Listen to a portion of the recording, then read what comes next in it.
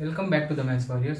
देखिए, आज का जो टॉपिक है वो है उन स्टूडेंट्स पे है जो अक्सर कंफ्यूज हो जाते हैं कि प्राकृत संख्याएं कौन सी होती हैं, पूर्ण संख्याएं कौन सी होती हैं, सम संख्याएं कौन सी होती हैं या पूर्णांक कौन से होते हैं। अक्सर कंफ्यूज हो जाते हैं यार। यूपी टेट वाले मैंने देखा है स्टूडेंट्स वालों को कि वो कंफ्यूज हो जाते हैं काफी कि पूर्णांक सर कौन सा है, पूर्णांक क्या होता है। मान लो डेफिनेशन में आ गया कि वो पूर्णांक लीजिए, पूर्णांक क्या होते हैं उनको यही नहीं पता है कि पूर्णांक की कैटेगरी क्या होती है, पूर्णांक कौन कौन से क्या चीज होती है।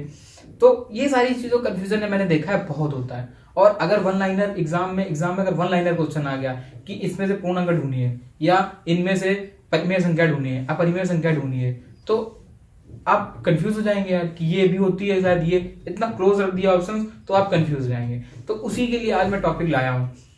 तो और चैनल को सब्सक्राइब जरूर कर लीजिएगा ताकि और बेल आइकन दबा दीजिएगा ताकि जो वीडियोस है ना आपको तुरंत का तुरंत टाइमली मिलते रहें, आप चीजों को आसानी से समझ सकें और पढ़ सकें। अगर आप ये टॉपिक छूट गया, मान लो आपने बेल आइकन नहीं दबाया, ठीक है, ये टॉपिक छूट गया, मिला नहीं आपको क्योंकि आपने बेल आइकन दबाया नहीं था, एक दो दिन आपने देखा नहीं चलाया, तो वो चीज आपको प्रॉब्लम दे सकती है। एक भी टॉपिक मिस मत करिएगा क्योंकि हमारा टारगेट है 30 में 30 का। तो ठीक है, तो ज्यादा टाइम वेस्ट ना करते हुए हम लोग टॉपिक पे आते हैं।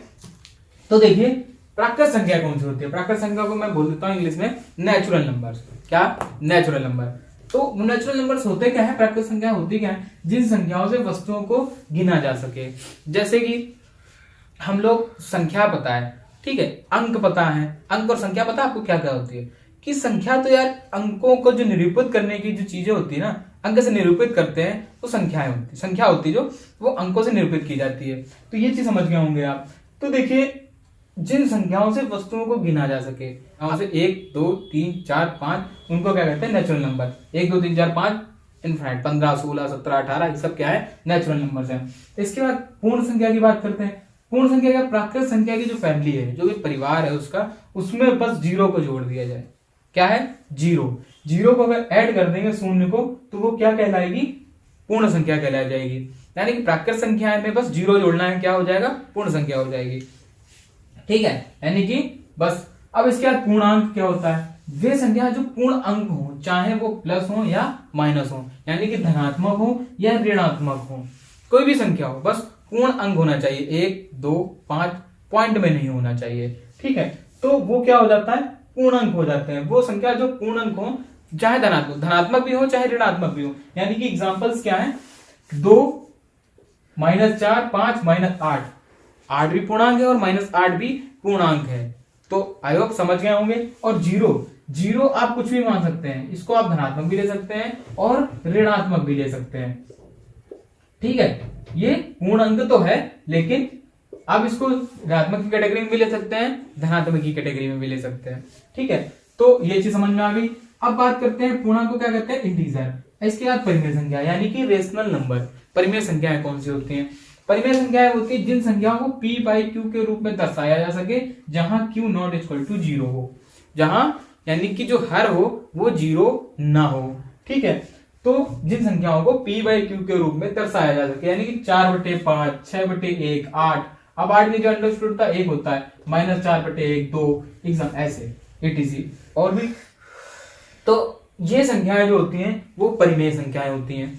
अब बात करते हैं अपरिमेय संख्याएं की। देखिए, इससे पहले इसका स्क्रीनशॉट ले लीजिए, कई कंफ्यूज जाते हैं। तो बाई चांस अगर आप कोई क्वेश्चंस कर रहे हैं तो तुरंत स्क्रीनशॉट लेंगे, समझ में आ जाएगा कि यार वो संख्याएं कौन सी होती हैं। तो अपरिमेय संख्या है, अपरिमेय संख्या होती है जिन संख्या को p/q के रूप में नहीं दर्शाया जा सके, जहां q नॉट इक्वल टू 0 हो। ठीक है, अब जिनको नहीं दर्शाया जाएगा, जैसे √3 √5, यानी कि रूट में जो भी संख्या है वो अपरिमेय संख्याएं होती हैं। ठीक है, पाई √8 √9 √10, ठीक है, ये सब जो संख्याएं हैं वो अपरिमेय संख्या कहलाती हैं। अब बात करते हैं वास्तविक संख्या। वास्तविक संख्या कौन सी है, जो परिमेय और अपरिमेय संख्याओं के सम्मिलित समूह, यानी कि जो भी संख्याएं परिमेय हो और जो भी संख्याएं अपरिमेय हो, ठीक है, उनके जो सम्मिलित समूह होता है वो वास्तविक संख्याएं होती हैं। उन सभी को वास्तविक संख्या कहते हैं, रियल नंबर्स कहते हैं। वो वास्तविक तो हैं। ठीक है, जैसे कि 5/4 ये कौन सी है, परिमेय है। √3 परिमेय है, 3 कितनी है, परिमेय है। √3 कितनी है, अपरिमेय है। तो ये सारी जो कैटेगरी में आती हैं वो सब आती हैं वास्तविक संख्या।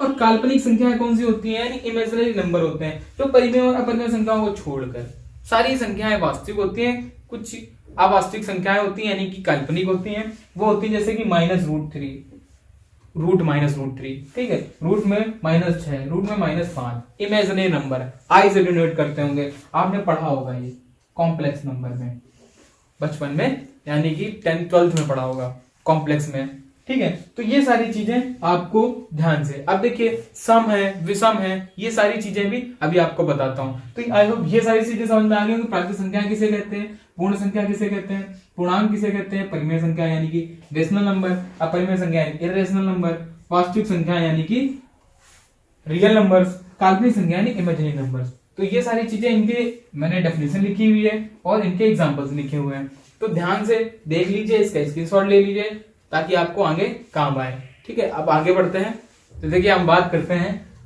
सम संख्या की, ठीक है, इवन नंबर्स, इंग्लिश में नोट करते जाइएगा। इवन नंबर्स वे प्राकृत संख्याएं जो 2 से विभाजित हों, ठीक है, जिनमें 2 का भाग चला जाए, वो कौन सी संख्याएं होती हैं, सम संख्याएं कहलाती हैं, जिनमें 2 से विभाजित हों, यानी 2 का भाग चला जाए, यानी कि 2, 8, 16, 24 में देखिए 2 का भाग चला जाएगा, कितना आ जाएगा 12, यानी कि पूरी कट जाएगी, कोई भी शेष नहीं बचेगा। तो वो संख्याएं कौन सी होती हैं, सम संख्याएं। अब बात करते हैं विषम संख्याएं, इनको कहते हैं इवन नंबर्स, इंग्लिश में नोट करते जाइएगा क्योंकि कभी कभी हिंदी में भी इंग्लिश ही पूछ लेता है तो कंफ्यूज हो सकते हैं। सम संख्याएं इवन नंबर्स, विषम संख्याएं ऑड नंबर्स, ठीक है। तो वे प्राकृत संख्याएं जो 2 से विभाजित ना हो, जो 2 से विभाजित ना हो, उनको क्या कहेंगे हम, विषम संख्याएं। इसमें बस 2 से विभाजित मतलब कोई कुछ ना कुछ पूर्णता विभाजित ना हो, बस शेष कुछ ना कुछ बच जाए, जैसे कि 3, 17, 27, 35। अब 17 से 2 का भाग दिया, मान लो 8 बार में तो चला गया, 1 बच गया, 2 8 16, 1 बच गया, यानी कि 1 शेष बच गया। तो जब शेष ना बचे तब वो हो जाती है सम संख्या, जब शेष बच जाए, कुछ भी शेष बचे तो वो हो जाती है विषम संख्या, ठीक है। अब आगे बढ़ते हैं, बात करते हैं अभाज्य संख्या की। अभाज्य संख्या कौन सी होती है, ये बहुत इंपॉर्टेंट है। देखिए वे संख्याएं जो एक और स्वयं की संख्या के अलावा किसी से भाग ना जाए, वो संख्या है, ठीक है। एक या तो एक से वो विभाजित हो जाए या तो स्वयं की संख्या से विभाजित हो जाए, बस, और इसके अलावा किसी संख्या से भाग ना जाए, ठीक है, वो संख्याएं होती हैं अभाज्य संख्याएं, जैसे कि 3, 5, 7, 11, 37, ये संख्या क्या है, अभाज्य। अब देखिए कोई इसमें से एक एग्जांपल उठा लीजिए, मान लिया हम उठाते हैं 37, 2 का भाग जाएगा नहीं जाएगा, 5 का भाग जाएगा नहीं जाएगा, किसी भी संख्या का भाग नहीं जाएगा एक्सेप्ट 1 से और 37 से, यानी 1 से तो सबका भाग चला जाता है और 37 यानी स्वयं की कुछ संख्या 37 से कम 37 भाग चला जाएगा, 1 का 37, लेकिन इन 2 के अलावा किसी से भाग नहीं जाएगा, वो संख्या होती है अभाज्य संख्याएं। अब बात करते हैं भाज्य संख्याएं, वे संख्या जो एक और स्वयं की संख्या के अलावा कम से कम एक और संख्या से भाग जाए, वो संख्या कौन सी कहलाती है, भाज्य संख्या, यानी कि कम से कम एक और स्वयं की संख्या के अलावा कम से कम एक संख्या और हो जाए जिससे उसमें भाग चला जाए, तो वो संख्या कौन सी कहलाएंगी, भाज्य संख्या। जैसे कि 4, 6, 9, 18। अब इसमें से कोई एग्जांपल उठा लेते, मान लो 18, ठीक है, 18 का 18 से चला जाएगा, 1 का भी चला जाएगा, लेकिन 18 में 2 का भी चला जाएगा, देखिए 2 छंग 2 9 18, 3 का भी चला जाएगा, 6 का भी चला जाएगा, 9 का भी चला जाएगा। तो इतनी सारी संख्याएं हैं, कई सारी संख्याओं का भाग चला जाए, तो एक और स्वयं के अलावा कोई भी एक संख्या और हो जाए जिससे उसका भाग उस संख्या में चला जाए, तो वो संख्या कौन सी कहलाएंगी, भाज्य संख्याएं, ठीक है। अब बात करते हैं सह अभाज्य संख्याएं कौन सी होती है, तो ये समझ में आया आपको भाज्य संख्या। अब सह अभाज्य संख्या की बात करते हैं, जब 2 या 2 से अधिक संख्या में एक के अलावा कोई भी उभयनिष्ठ गुणनखंड ना हो। जब हम 2 संख्याएं ले रहे हैं या 2 ले रहे हैं, 2 से अधिक संख्या ले रहे हैं, तो उनमें एक के अलावा कोई भी उभयनिष्ठ यानी कि कॉमन फैक्टर ना हो, उभयनिष्ठ गुणनखंड ना हो। जैसे कि एग्जांपल 7 और 13, 5, 8, 9, 14, 29, 31। अब जैसे हमारा 7 और 13 उठाते हैं, तो 7 और 13 में देखिए उभयनिष्ठ गुणनखंड जो है एक में 7 का भी भाग चला जाएगा, 13 का भी चला जाएगा, दोनों में चला जाएगा, ठीक है। अब अगर 13 का भाग दे रहे हो तो 7 में नहीं जाएगा, 13 में चला जाएगा, 7 का भाग दे रहे हो तो 7 में चला जाएगा, 13 में नहीं जाएगा। यानी कि कॉमन फैक्टर है जो उभयनिष्ठ गुणनखंड है वो क्या है, केवल 1 है, इसके अलावा कोई नहीं है। 5, 8, 9 में देखिए ऐसे कोई संख्या है जिसमें तीनों का भाग चला जाए, तीनों में भाग चला जाए, 2 में 2 से भाग करोगे 8 में जाएगा, नहीं जाएगा बाकी में। तो ऐसा कोई भी कॉमन फैक्टर नहीं है जिसमें तीनों का भाग चला है, तीनों में भाग चला जाए उसका। ठीक है, 14, 29, 31 में भी ऐसा ही है। तो वो संख्याएं सहअभाज्य संख्याएं कहलाती हैं। और एक चीज नोट करके लिख लीजिएगा, जो एक है 1, वो ना ही भाज्य है ना ही अभाज्य है, वो संख्या है एक विषम संख्या। बस एक ये विषम संख्या है, ना ही भाज्य है ना ही अभाज्य है, ये केवल एक विषम संख्या है। तो एक को कैटेगराइज कर लीजिएगा ध्यान से, एक ना ही भाज्य है अभाज्य है, ये केवल एक विषम संख्या है। ठीक है, आई होप सारी चीजें समझ में आ गई होंगी। अभाज्य संख्या को कहते हैं प्राइम, भाज्य संख्या को कहते हैं कंपोजिट नंबर, और सहभाज्य संख्या कहते हैं को प्राइम नंबर।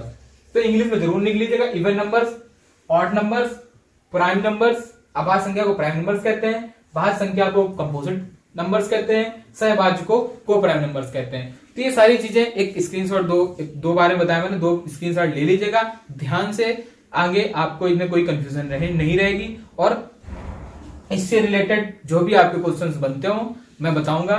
ठीक है, इसके बाद आगे नेक्स्ट वीडियो में मैं बताऊंगा डिविजिबिलिटी रूल के बारे में आपको। ठीक है, तो चैनल को सब्सक्राइब करना मत भूलिएगा।